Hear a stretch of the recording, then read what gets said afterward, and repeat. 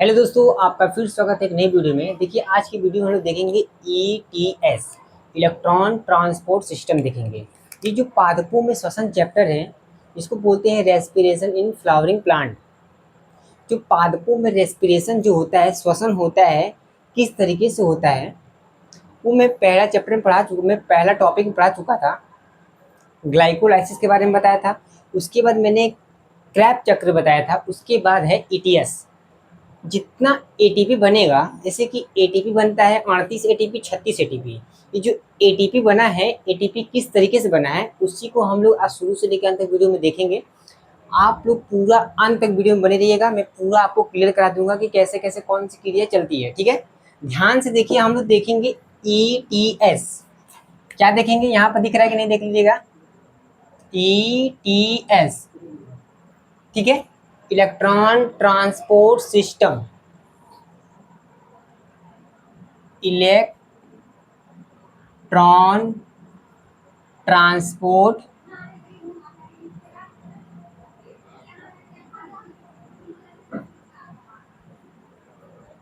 System, ठीक है। ये जो इलेक्ट्रॉन ट्रांसपोर्ट सिस्टम है, ये जो होता है, ये माइटोकॉन्ड्रिया की इनर मेम्ब्रेन, अंतर झिल्ली, आंतरिक झिल्ली में होता है। कहाँ होता है, इसको लिख लीजिएगा आप लोग। माइटोकॉन्ड्रिया की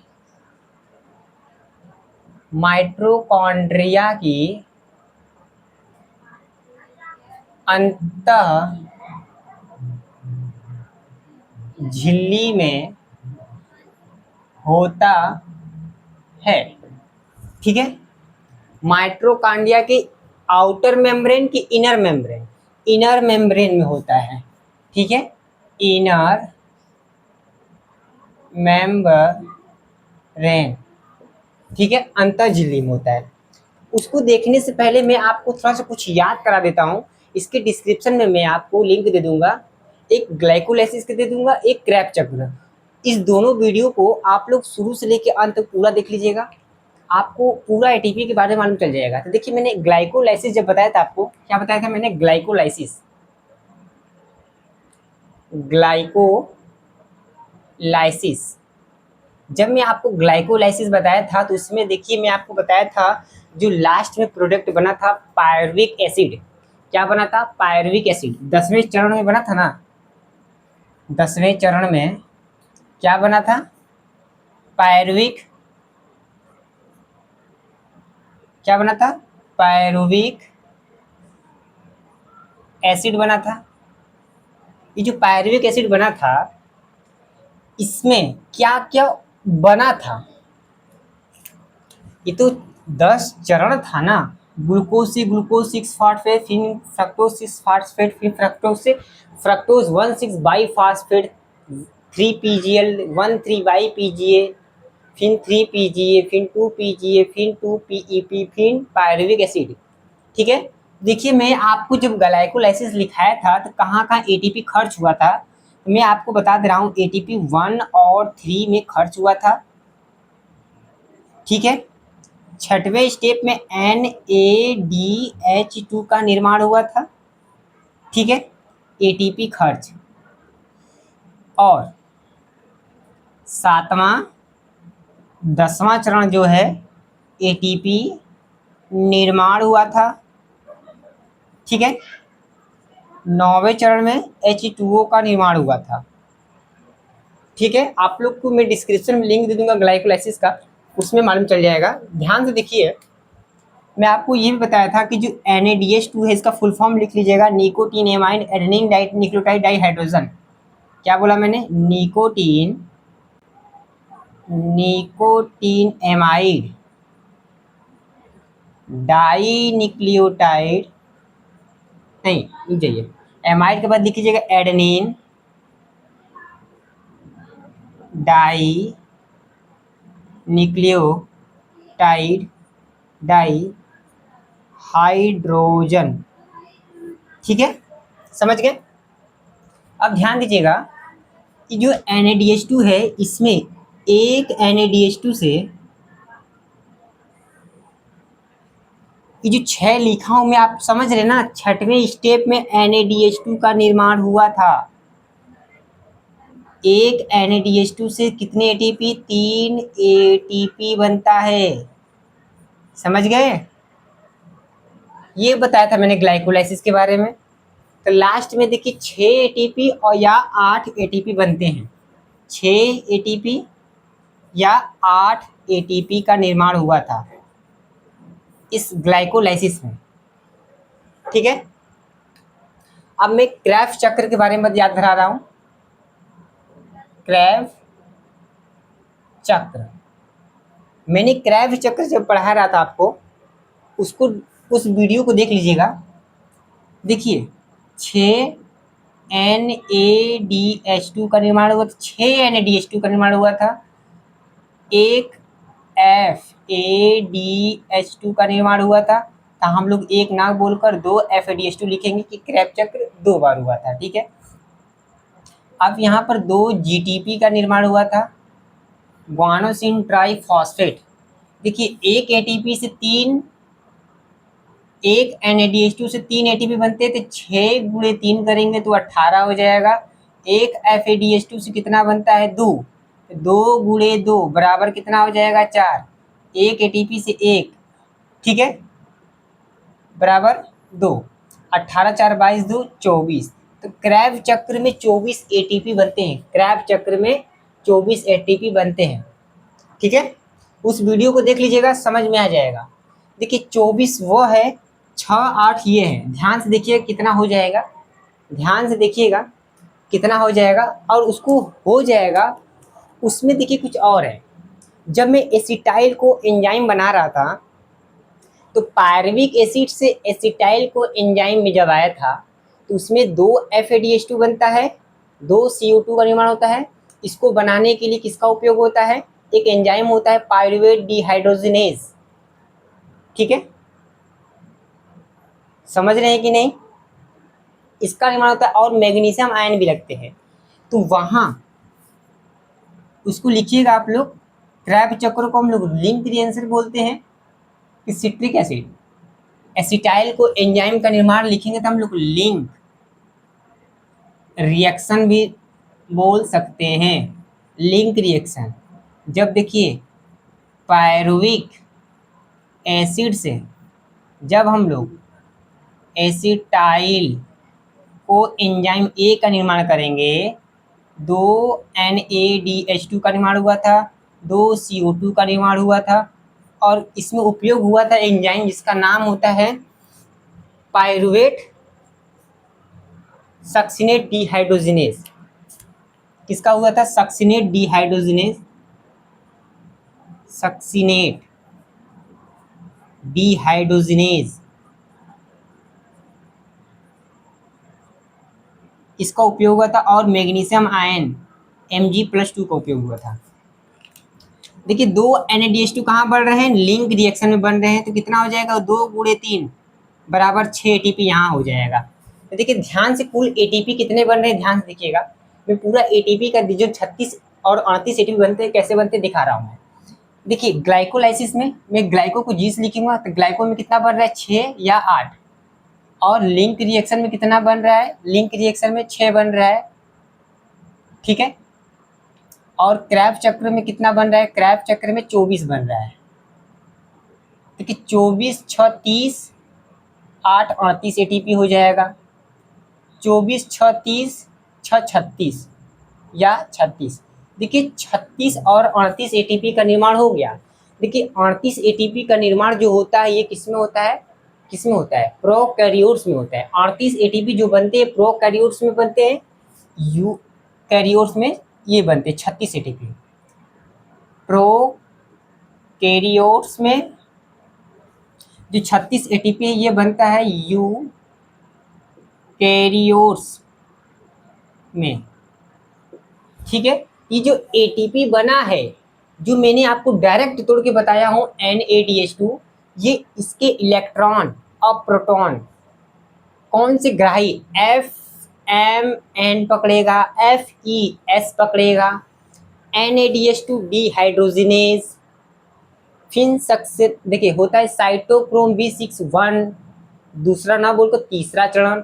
फिर होता है सक्सिनेट डिहाइड्रोजनेज, चौथा होता है साइटोक्रोम C कॉम्प्लेक्स, ये होता है चौथा, चौथा नो दूसरा होता है ये। पहला देखिए पहला स्टेप होता है फर्स्ट, फिर तीसरा, फिर दूसरा, फिर चौथा, फिर पांचवा होता है, ऐसे होता है, ठीक है। तो इसको आप लोग एक बार नोट कर लीजिए। मैं एटीपी का निर्माण हो गया, तो अब हम लोग देखेंगे ईटीएस। अभी मैं पूरा रिवाइज करा रहा था आपको कि कहाँ कहाँ हम लोग क्या पढ़े थे, 36 एटीपी कैसे बनते हैं, तो मैं लास्ट में ईटीएस में बताऊंगा, ठीक है। चलिए इसको आप लोग स्क्रीनशॉट मारिए, मैं साइड में हट रहा हूँ।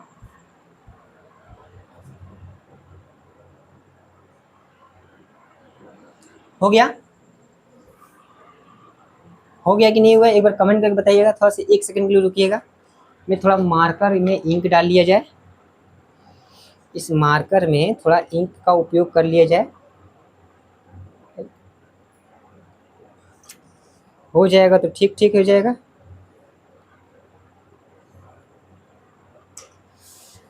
चलिए हो चुका है, मैं इंक का प्रयोग कर लिया हूँ। अब मैं इसको इरेजर कर रहा हूँ।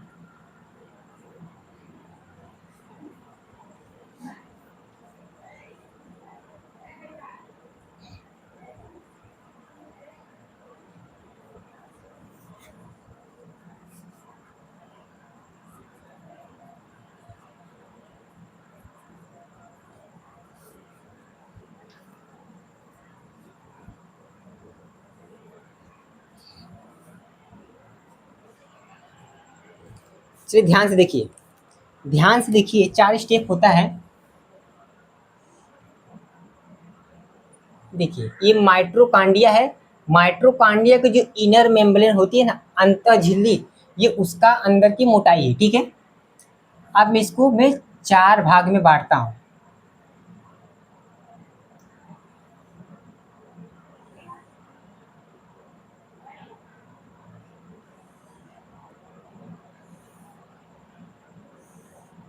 ठीक है, अब देखिए ध्यान से देखिए, मैं ग्रीन से बना रहा हूँ।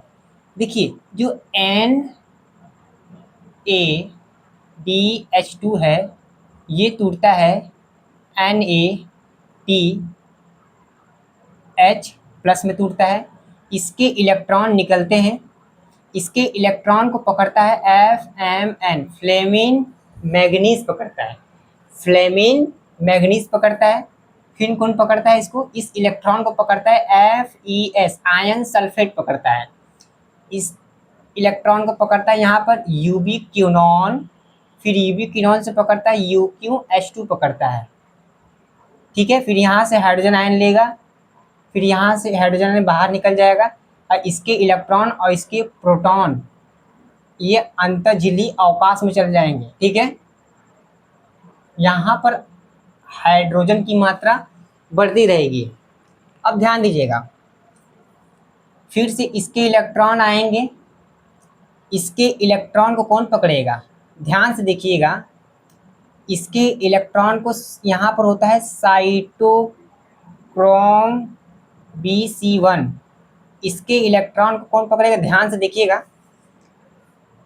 पहले कौन पकड़ेगा इसके इलेक्ट्रॉन को,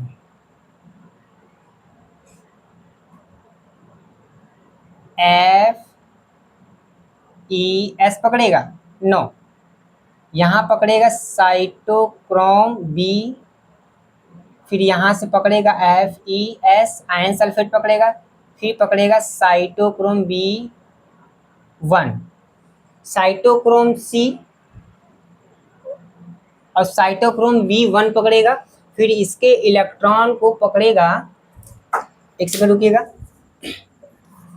इसके इलेक्ट्रॉन को पकड़ेगा कौन, अब इसका स्टेप यहाँ चलेगा, तो इसको मैं 1 सेकंड के लिए रोक रहा हूँ, फिर देखिएगा ध्यान से।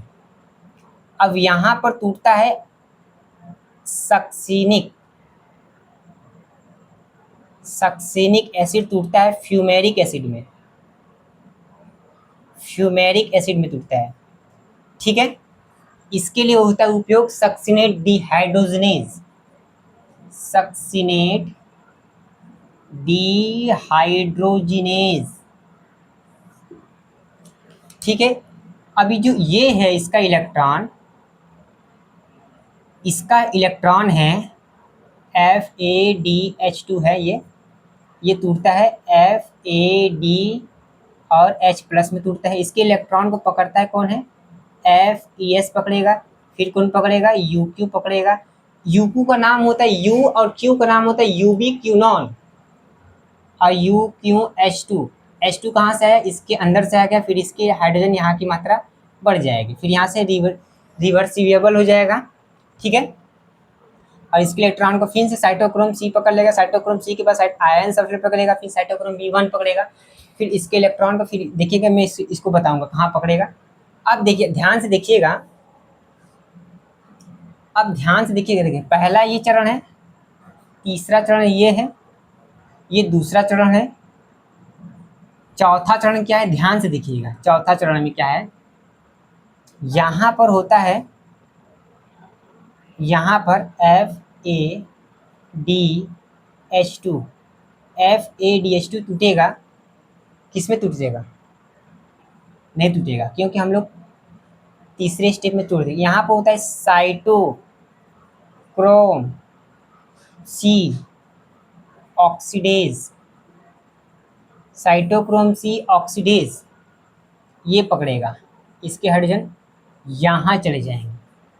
समझ गए, समझ गए कि नहीं समझे, आप लोग को समझ में आ रहा है कि नहीं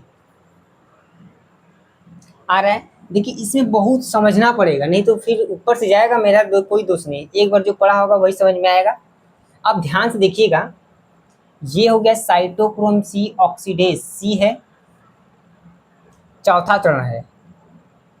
अब इस चौथा चरण जो है, यहाँ पर ध्यान से देखिएगा, चौथा चरण है I और V, चौथा चरण।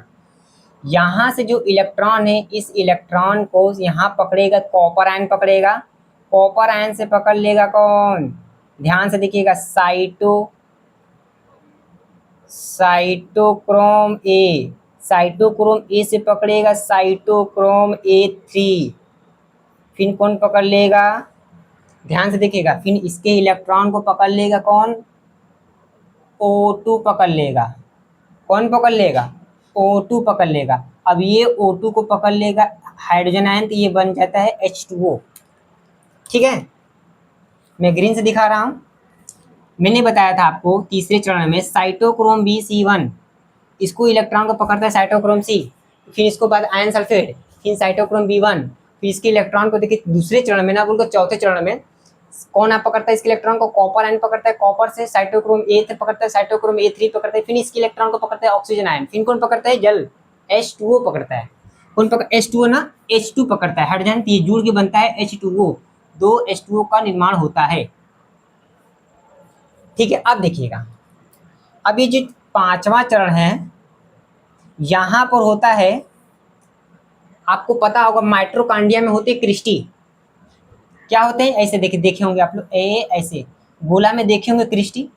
यहाँ पर होता है F0F1 कण, नाम सुने होंगे, माइटोकॉन्ड्रिया पढ़े होंगे, सेल चैप्टर पढ़े होंगे तो उसमें सुने होंगे F0F1 कण होते हैं। यहाँ पर एक एंजाइम होता है ATP सिंथेटेज,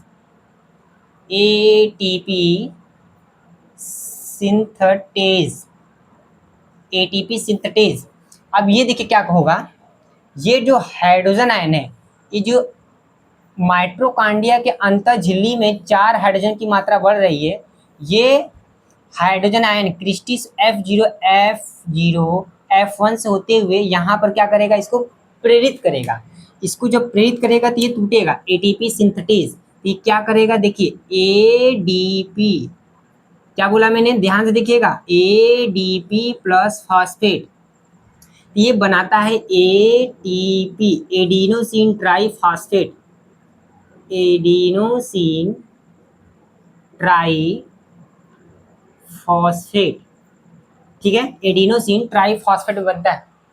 अब ध्यान से देखिएगा, जो पहला चरण है, यहाँ पर किसका उपयोग होता है, FMN, NADH2, फिर होता है NADH2 डिहाइड्रोजिनेज,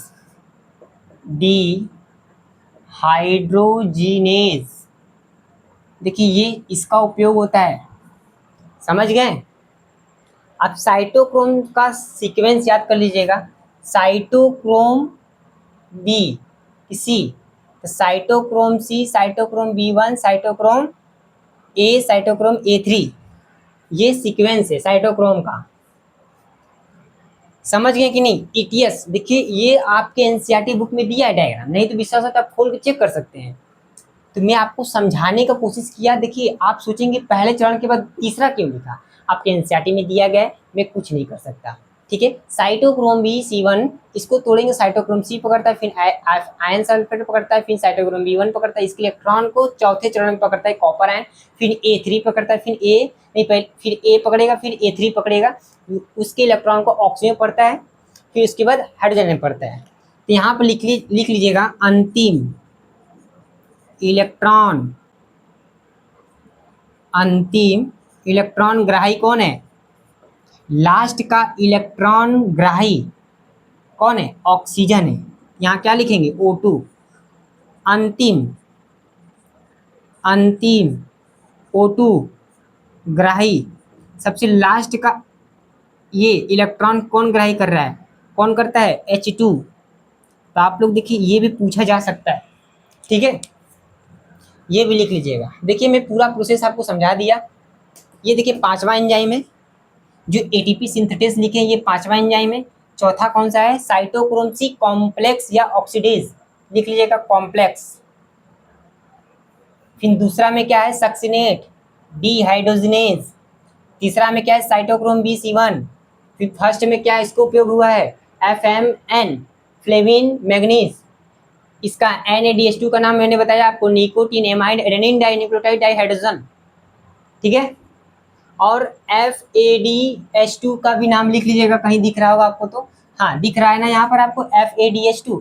इसका फुल फॉर्म यहाँ पर लिख लीजिएगा, FADH2।